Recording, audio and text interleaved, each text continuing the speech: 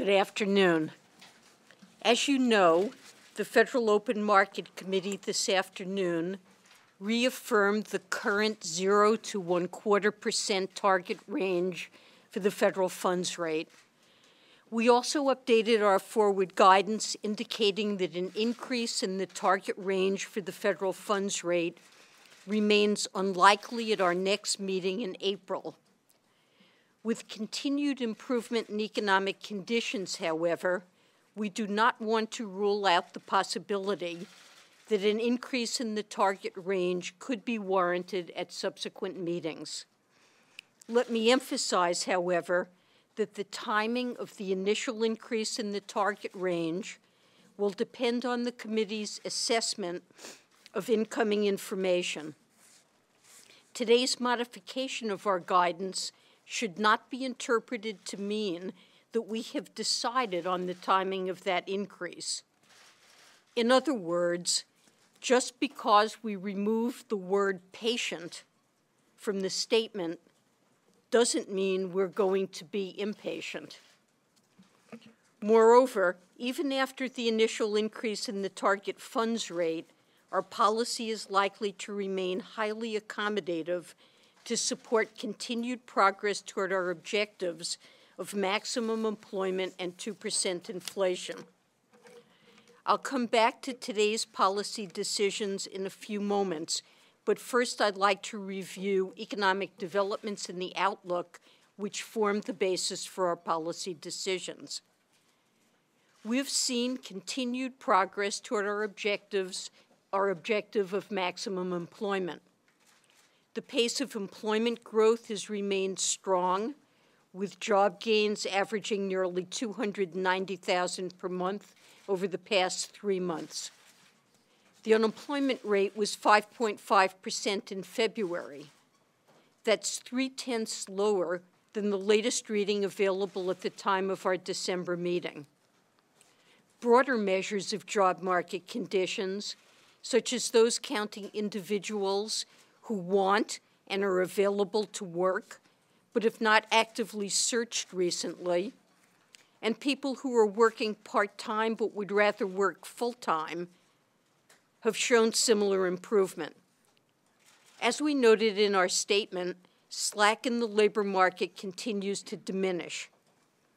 Meanwhile, the labor force participation rate, the percentage of working-age Americans either working or seeking work, is lower than most estimates of its trend, and wage growth remains sluggish, suggesting that some cyclical weakness persists.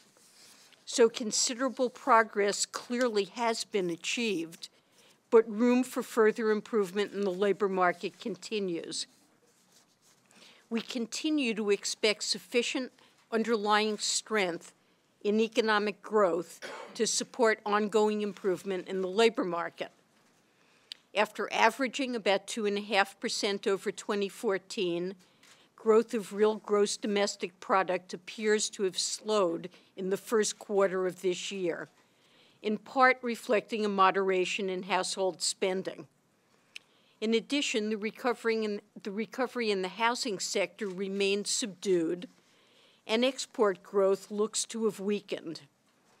Looking ahead, however, the committee continues to expect a moderate pace of GDP growth with robust job gains and lower energy prices supporting household spending. Inflation has declined further below our longer-run objective, largely reflecting the lower energy prices I just mentioned. Declining import prices have also restrained inflation, and in light of the recent appreciation of the dollar, will likely continue to do so in the months ahead. My colleagues and I continue to expect that as the effects of these transitory factors dissipate, and as the labor market improves further, inflation will move gradually back toward our 2% objective over the medium term.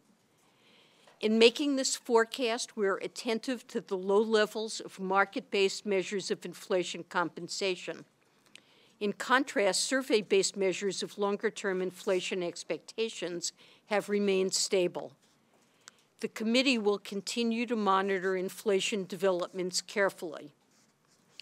This assessment of the outlook is reflected in the individual economic projections submitted for this meeting by the FOMC participants.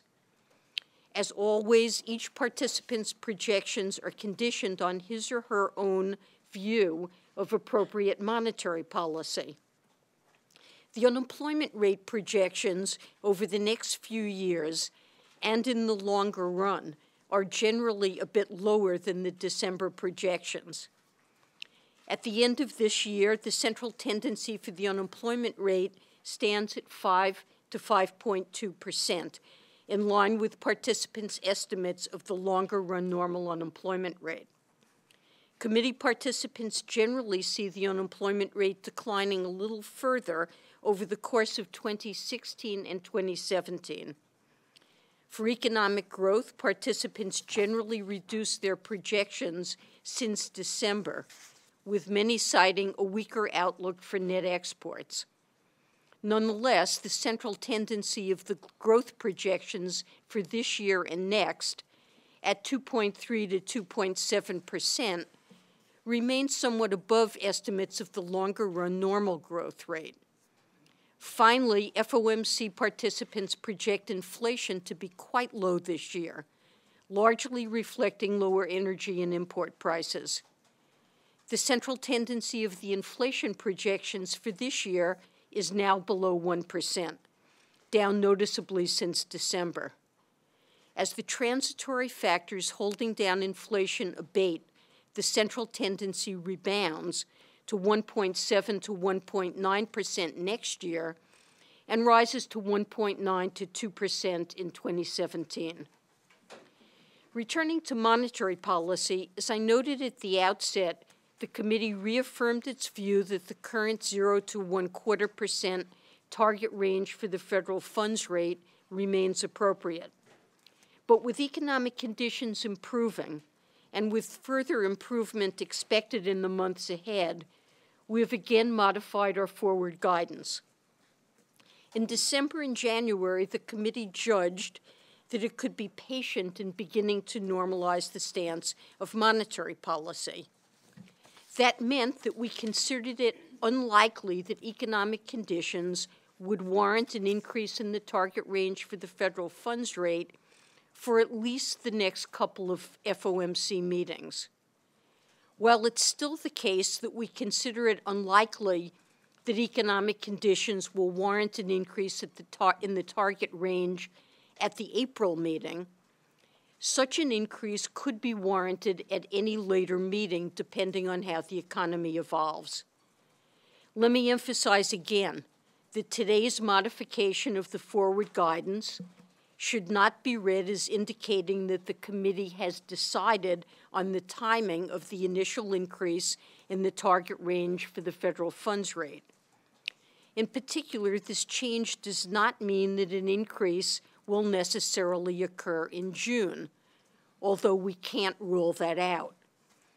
As we noted in our statement, the decision to raise the target range will depend on our assessment of realized and expected progress toward our objectives of maximum employment and 2% inflation.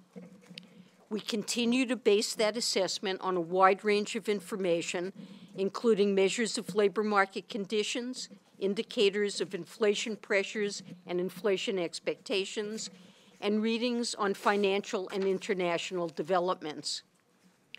We anticipate that it will be appropriate to raise the target range for the federal funds rate when the committee has seen further improvement in the labor market and is reasonably confident that inflation will move back to its 2% objective over the medium term.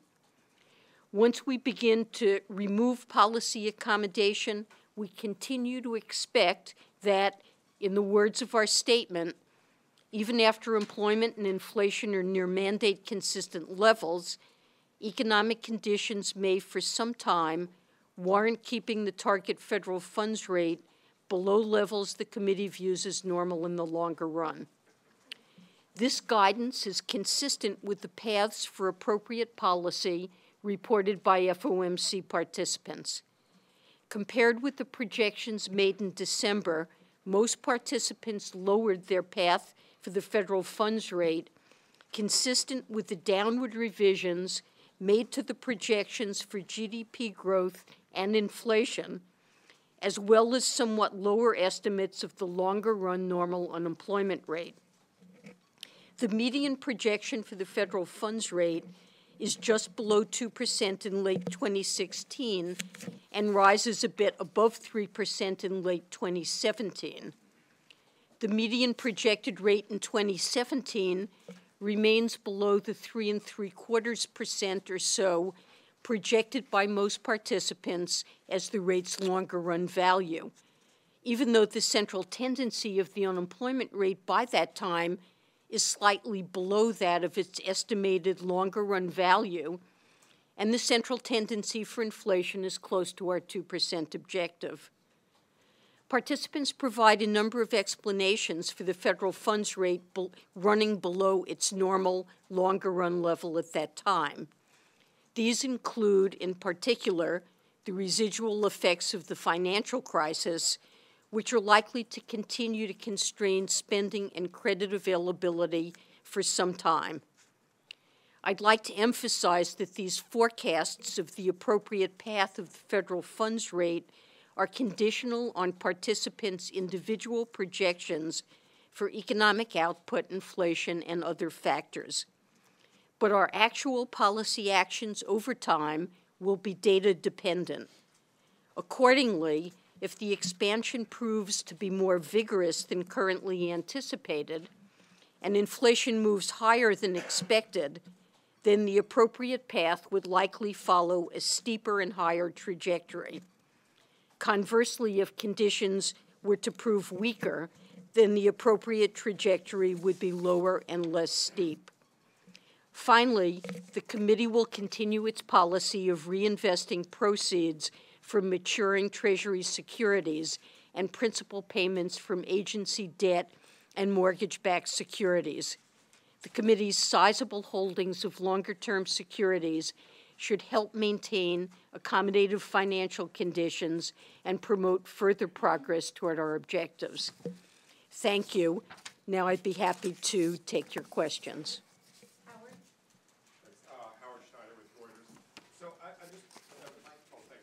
Howard Schneider with Reuters. Hi, thank you. So there's been this pretty consistent reference to expectations of above-trend growth over the last few months. Now we're seeing growth downgraded in the context of very explicit references to international and external conditions, weak export growth, oil dragging down inflation, and your own comments now on the dollar. So my question is, doesn't this indicate that the Fed's facing a tougher time, kind of going it alone, decoupling from the rest of the world than perhaps you expected last fall when this first started to be an issue? Well, it looks like from incoming data pertaining to the first quarter that real GDP growth has declined somewhat below where it was for the last several quarters of last year. And that's really why the committee indicated that growth is moderated somewhat. There has been a slight downgrading of estimates of growth for this year. You mentioned the dollar. We noted that export growth has weakened. Probably the strong dollar is one reason for that. On the other hand, the strength of the dollar also in part reflects the strength of the U.S. economy. The strength of the dollar is also one factor that, as I noted, is holding down import prices and, at least on a transitory basis at this point, pushing inflation down. So we are taking account of international developments, including prospects for growth in our trade partners, in making the forecast we have here. Nevertheless, it is important to recognize that this is not a weak forecast. Taking everything into account, we continue to project above-trend growth. We continue to project improvement in the labor market. By the end of 2015, The central tendency of the participants is they're looking for an unemployment rate that will be down to 5.0 to 5.2, which is consistent with their estimates of its longer-run normal values. So we do see considerable underlying strength in the U.S. economy, and in spite of what looks like a weaker first quarter, we are projecting good performance for the economy.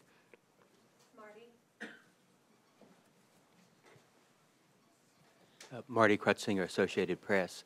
The policy statement today talks about one of the prerequisites you'll need to start raising rates is to be reasonably confident that inflation, your inflation target will be met at 2%. But that is coming out at a time when you've lowered your forecast on inflation, which I would think would make you less confident about it. What is it going to take to make you reasonably confident about inflation? So I don't have a mechanical answer for you. There is no single thing where I'd say we must see such and such in order to achieve that level of confidence. We will be looking at a wide array of data. Now, we've said that we also want to see continued improvement in the labor market. And a stronger labor market with less labor market slack is one factor that would tend to, certainly for me, increase my confidence that as slack diminishes, that inflation will move up over time. Other things I will be looking at, of course, the inflation data, but as we said, we expect inflation to remain quite low because of the depressing influence of energy price declines and the dollar. But we will be looking at the inflation data carefully to see if we can interpret, for example, low levels of inflation, if we see that, which we expect, as reflecting those influences. We will be looking at wage growth. We have not seen wage growth pick up. We may not see wage growth pick up. I wouldn't say either that that is a precondition to raising rates, but if we did see wage growth pick up, that would be at least a symptom that inflation would likely move up over time. We'll be watching inflation expectations. Survey measures have been stable. I expect that to continue, but we will be watching it carefully. And market-based measures of inflation compensation have fallen. They're low. If they were to move up over time, that would probably serve to increase my confidence. But there are a wide range of things that we will be looking at, including further improvement in the labor market. So there's no simple answer. This is a judgment that the committee will have to make. John and then Sam.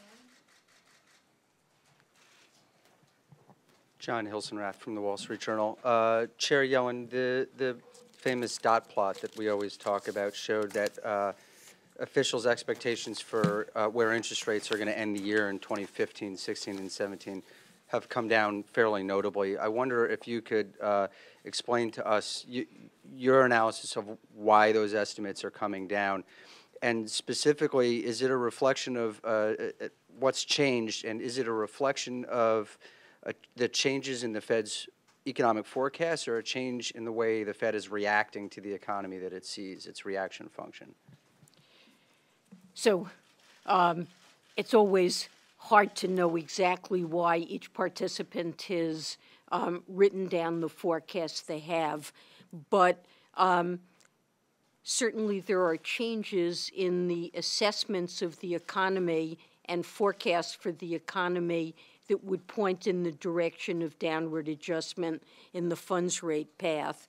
For one thing, you do see meaningful downward adjustment in the inflation forecast, certainly for this year.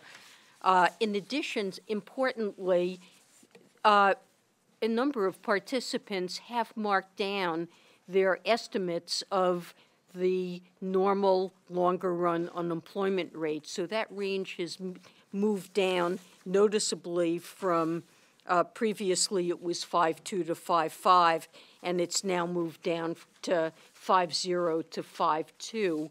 And downward revisions to the longer-run normal unemployment rate in a way suggests that participants are seeing more slack in the economy now than they previously did. So I think both of those things would point to downward revision in the funds rate path. Sam Fleming from the Financial Times. The experience of some other central banks, notably Japan, Sweden also, suggests that tightening early when you're at the zero lower bound can be a risky process. The risks of tightening early can dramatically outweigh the risks of leaving things a little longer. I wonder if you could comment on that international experience and explain how that's influencing the debate in the FOMC at the moment. Well, when an economy is operating at the so-called zero lower bound, it creates a situation where there are asymmetric risks. It is possible, if the economy proves stronger than is expected, to respond to that by tightening policy. If there are adverse shocks to demand that tend to push inflation and economic performance in an adverse direction, it's not possible to lower rates. Of course, that's a reason why, for a number of years, we engaged in active asset purchase programs.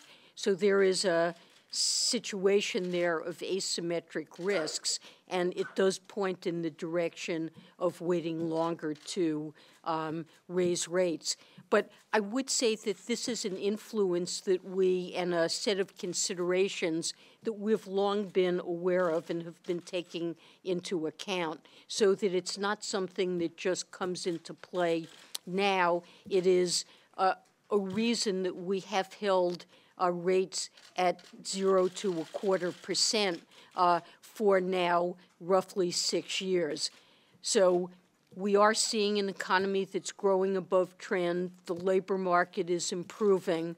I think some of the headwinds that have long been holding the economy back are beginning to recede, which is a reason that the committee wants to be able to evaluate incoming data and consider when it may be appropriate to finally raise rates. But that is a consideration we have long taken into account.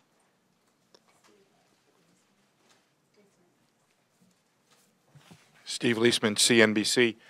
I don't hear, Chair Yellen, any quantitative measures of what increasing confidence in his inflation or heading back towards or further improvement in the job market, which is unusual for a Fed that not too long ago was providing us metrics on unemployment about when it would move with rates. Is it now policy to keep the market guessing? And is it thought that you'd have better policy and economic outcomes from less certainty about the path of interest rates? And a kind of related question, if you will, could you see raising rates while the committee still judges that the risks are balanced? So in terms of certainty and providing metrics, we provided a metric or a threshold of 6.5% several years ago and told market participants and the public that we wouldn't consider it appropriate to raise rates as long as the unemployment rate was higher than that level, as long as inflation was well contained. But our policy needs to be data dependent, and we need to respond to incoming data and our assessment of incoming data in terms of where we think the economy is heading and how close we are to our objectives. And the markets, so can we provide certainty? Of course we can't provide certainty because we're not certain what the data will look like and how the economy will evolve. And to achieve our objectives, we need to watch the data, continually reformulate our best guesses, our forecasts of where the economy is going, and respond appropriately. And we can't provide certainty and shouldn't provide certainty because economic developments that will unfold are uncertain. And what market participants should be doing is looking at incoming data just as we are and forming their expectations for where policy will be going and should be going, just exactly as we will be doing by attempting to understand economic developments as they unfold. And that is what we're trying to say in this statement, that that's what we will be doing going forward. And we don't want to and don't think it's appropriate at this point to provide calendar-based guidance. Can I put the second part, the balance of risk? Would you raise rates when risks are balanced? The risks to what? If risks are balanced, as they say in the statement, could you be raising rates in that context? Well, I guess we said the risk to the outlook are balanced. And I mean, certainly we could raise rates in a situation where the risks are balanced. We need to see, as we've said, we want to see further improvement in the labor market, and we want to feel reasonably confident that the economy is on a trajectory where we will achieve our 2% inflation objective. Okay, Benya and then Peter. Benya Applebaum, New York Times. There seems to be an awful lot riding on surveys of inflation expectations. Yet those surveys are an imprecise instrument. They don't seem particularly sensitive to the types of changes in inflation that we've seen in recent years. They don't seem to differentiate between, say, 1.5 and 2. The expectations remain stable even through those changes. Could you talk a little bit about why the FOMC has confidence that those measures are accurate reflections of where inflation is likely to go? And whether, the concerns that you've articulated about market-based measures at all correspond to concerns that you may have about survey-based measures? Well, survey-based measures aren't perfect, and often the mean or even the median of those measures does not line up very well with actual inflation, so they seem to be biased. Nevertheless, they do seem to be useful in predicting actual movements in inflation. And because we think inflation expectations are a determinant of price setting, we need to be looking at the best data that we can, even if it's imperfect, in trying to gauge inflation expectations. And so we do look at survey measures. Now, the fact that survey measures are stable, even if they're stable at levels consistent with inflation objectives that a central bank wants to achieve, that's not a guarantee that inflation will over time move to be consistent with those expectations. An example is Japan, I would give you, where for many years the households and businesses expected positive inflation, but there was a consistent undershoot. So this isn't a single metric that is perfect, but it's one of many things we'd look at. We also look at measures of inflation expectations based on market differentials between nominal and real or TIPS yields. They're also informative, but can move around for reasons pertaining to liquidity in the Treasury market and in the TIPS market, and also because of changing perceptions of inflation risk. So they're not a pure read either, and we want to look at both things and not take away any simple morals. Okay, Peter and then Jen. Peter Barnes, Fox Business. Chair Yellen, I wanted to check in again with you on whether or not you see or have any concerns about bubbles out there in the economy, particularly the financial markets, debt and equity markets. And I wanted to refer to your most recent monetary policy report to Congress last month, in which you said overall equity valuations by some conventional measures are somewhat higher than their historical levels. Valuation metrics in some sectors continued to appear stretched relative to historical norms. In the same report last year in July, the report specifically mentioned biotech and social media stocks as being substantially, let me see here, substantially stretched. Do you still feel that way, and can you comment on bubbles and particularly these sectors? Well, I don't want to comment on those particular sectors. You know, as we said in the report, overall measures of equity valuations are on the high side, but not outside of historical ranges. In some corporate debt markets, we do see evidence of unusually low spreads, and that's what was referred to in the report. More broadly, we do try to assess potential threats to financial stability, and in addition to looking at asset valuations, we also look at measures of credit growth, of the extent of leverage being used in the economy and in the financial sector, and the extent of maturity transformation, and taking into account a broad range of metrics that bear on financial stability. Our overall assessment at this point is the threats are moderate. Okay, Jen, and then Steve Muxon. Jen Liberto, Politico.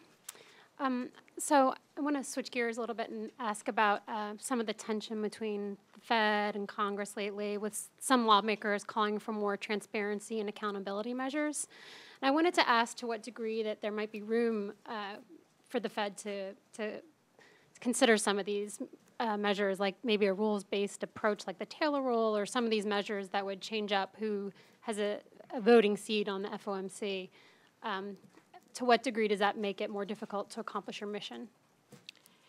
So I believe the Federal Reserve is already one of the most transparent central banks of any around the globe.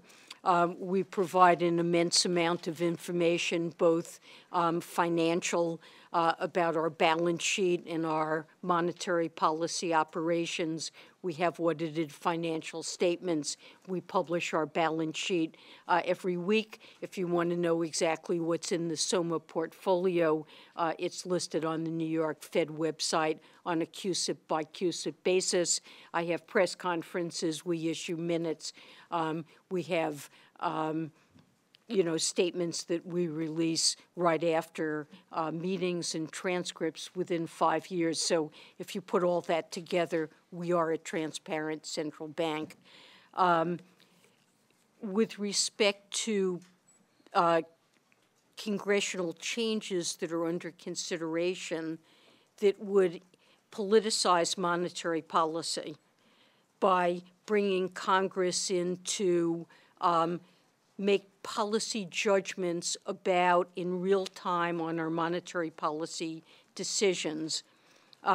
Congress itself decided in 1978 that that was a bad thing to do, that it would lead to poor economic performance, and they carved out this one area of policy reviews of monetary policy decision-making from GAO audits. The GAO looks at everything else that goes on within the Fed. And I think that that is a central bank best practice that global experience shows that giving central banks independence to make monetary policy decisions that they think are in the best interest of the country and consistent with their mandates leads to lower inflation and more stable macroeconomic outcomes. So I feel very strongly about that, but we are accountable to Congress. Of course, we're ready to provide information that Congress needs to evaluate the Fed's decision-making in monetary policy and elsewhere. With respect to monetary policy rules, they can be useful, and I find them useful and long have as a kind of benchmark for thinking about what might be the appropriate stance of policy. But to chain a central bank to follow a simple mathematical rule that fails to take account of many things that are very important in making monetary policy. For example, I was earlier asked about being against the zero lower bound, which is an important special consideration. That would be a very foolish thing to do, and I oppose it. With respect to proposals having to do with voting and the structure of the Fed that you mentioned, a lot of ideas have been mentioned. I would say for my part, I think the Federal Reserve works well. The system we have was put into place by Congress decades ago. I don't think it's a system that's broken. Of course, Congress can revisit the decisions it's made about the structure of the Fed. There were good reasons for making the decisions that were made about how to structure voting and other things, and I don't think the system is broken. I think it's working well. So I don't see a need for changes, but of course it's up to Congress to review that.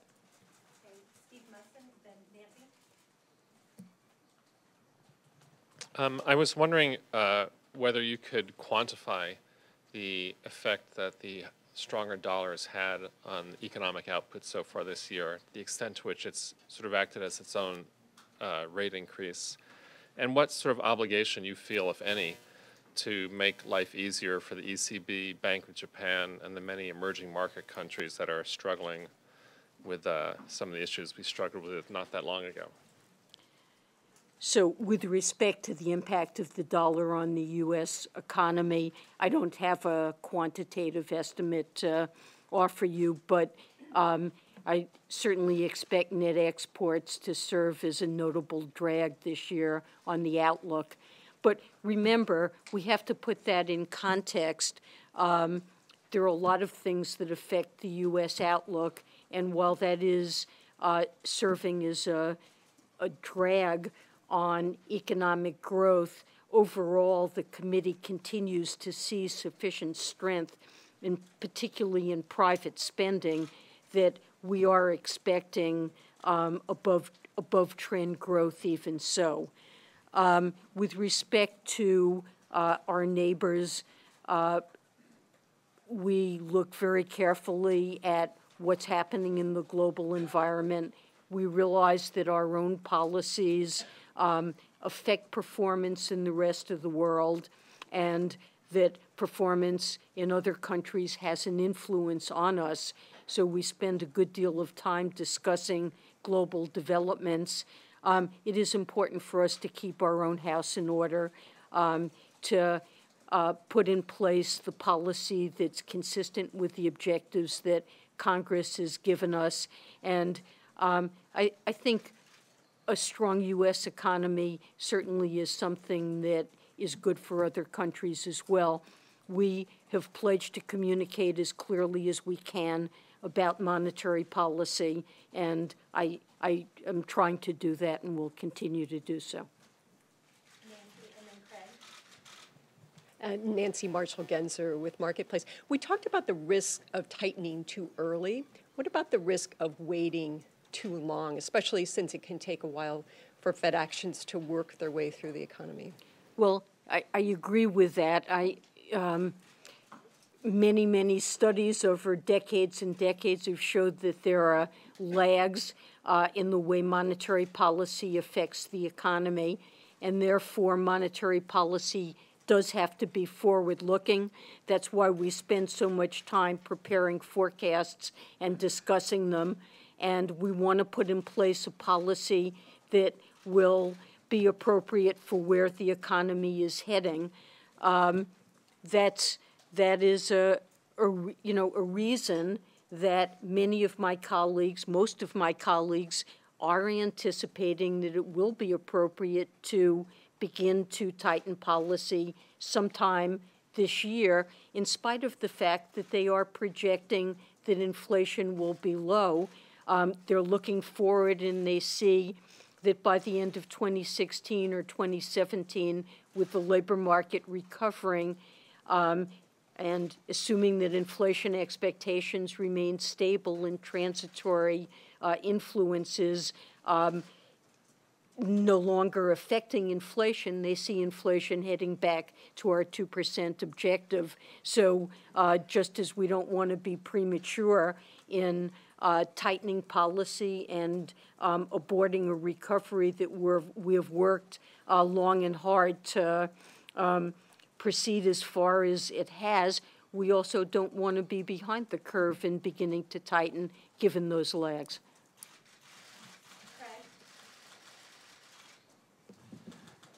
Madam Chair, I'd like to preface this by saying I do believe you stand for accountability. And so recently, a bunch of us were in a room over there. There was a police guard outside, and your staff had taken our cell phones, and they controlled the internet in the room. All this to guard the security of the FOMC statement. If one of us had leaked it, we would lose our jobs. Surely there would be a prosecution, and my friends here in the press would certainly have a banner day with that story.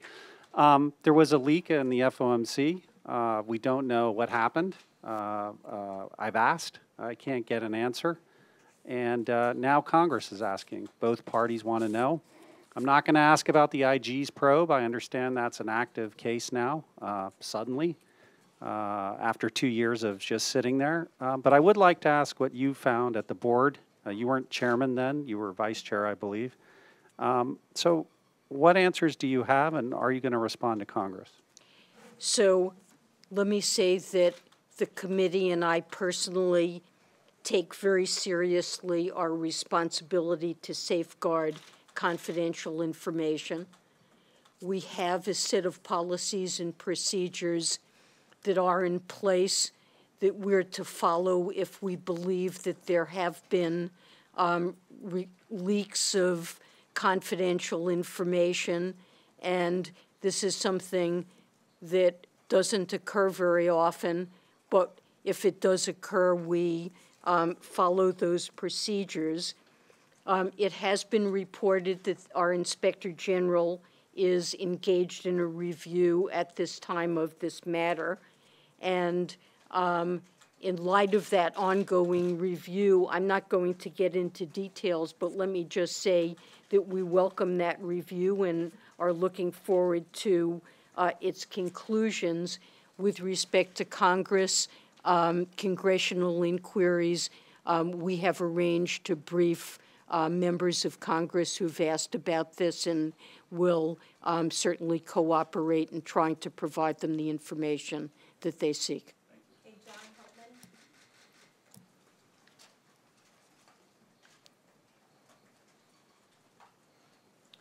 Madam Chair, thanks for taking my question.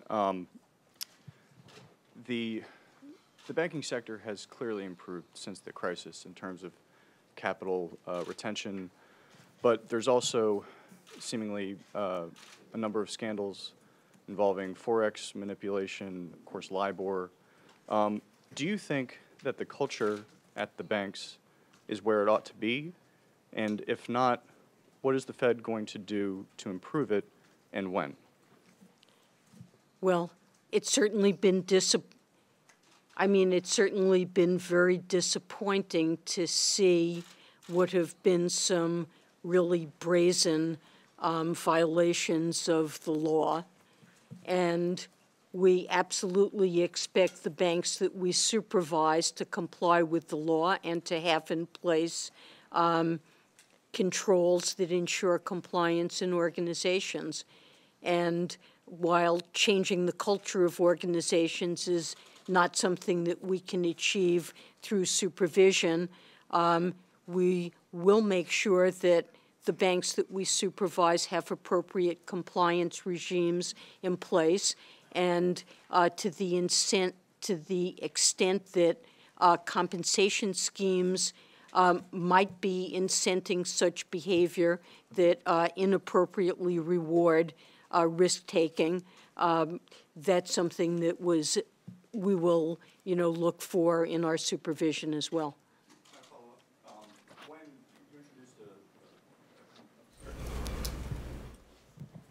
you introduced a compensation rule in 2011, when do you think we might see some movement on that rule? Well, the agencies are working jointly to bring out a rule on this, but we do have supervisory policies in place concerning the structure of incentive pay and compensation, and our supervision covers that topic now, and we have seen, I think, meaningful changes already in the structure of compensation in banking organizations to diminish ways in which it might incent risk-taking.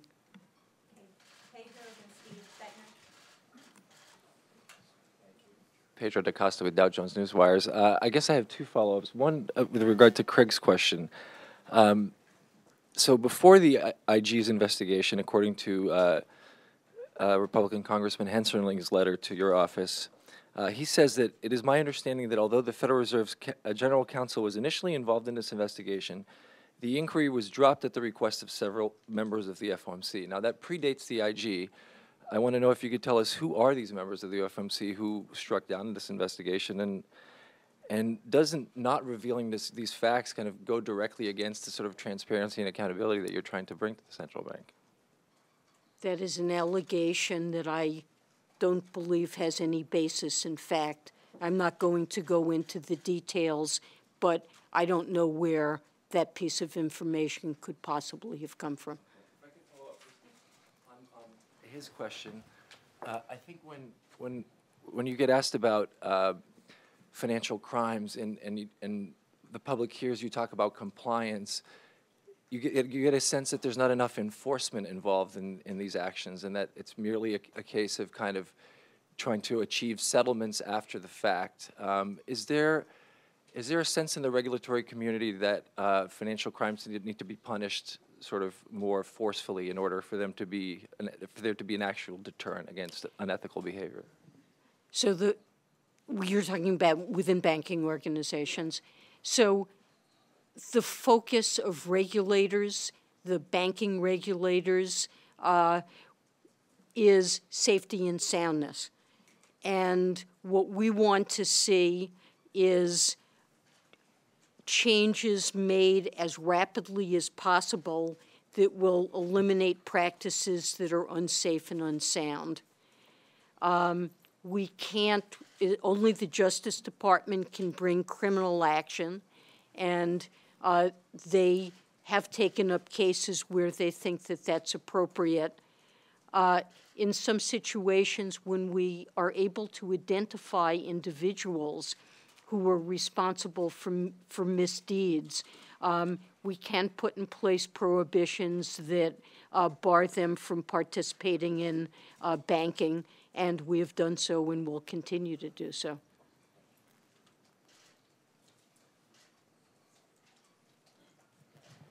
Steve Beckner of MNI. Good afternoon, Madam Chair. The FOMC said last September that it will wait till after the first rate hike to stop or to discontinue reinvesting proceeds of its MBS holdings and stop rolling over maturing treasuries. What is the FOMC's current thinking about how long after liftoff you should wait to stop reinvestments and rollovers? And given the very large amounts of treasuries maturing next year, would it make sense for the FOMC to vary the pace of runoff that it allows? So we issued in September a set of normalization principles, and as you noted, the committee indicated that we will eventually cease reinvestments or diminish the pace of reinvestments as a way of gradually reducing the size of our portfolio over time. We said we would do that when economic conditions were appropriate after we begin raising rates, because we want changes in our target range for the federal funds rate to be the main tool by which we shift the stance of monetary policy.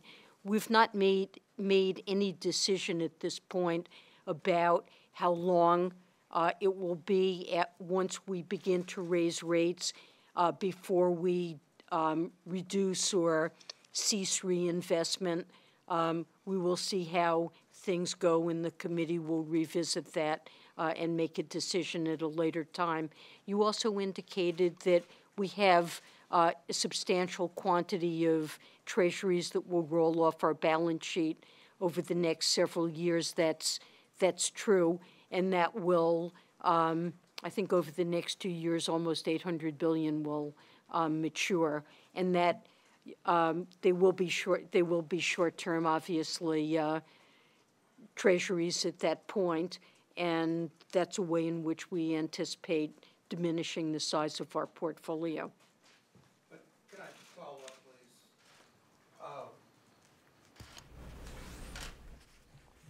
Some people have suggested that you might need to manage those runoffs a little more granularly, if that's a word, perhaps pursue a different track for treasuries versus MBS, or, you know, given quarters when you have a very large amounts maturing and there might be a spike in long-term interest rates, that maybe you would vary the rate of runoff. Is that any consideration given to that? That's something for which we've made no plans, and I don't really have anything for you on that.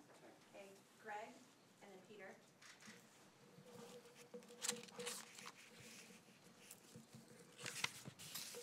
Greg ROBB from MarketWatch. We hear that productivity takes a long time before you can understand it, but it's been very low in this cycle. What does that mean for Fed policy? Well, I agree. It has been very low. It's been disappointingly low. A positive aspect of what is fundamentally a disappointment is that the labor market has improved more rapidly than might have been expected given the pace of economic growth.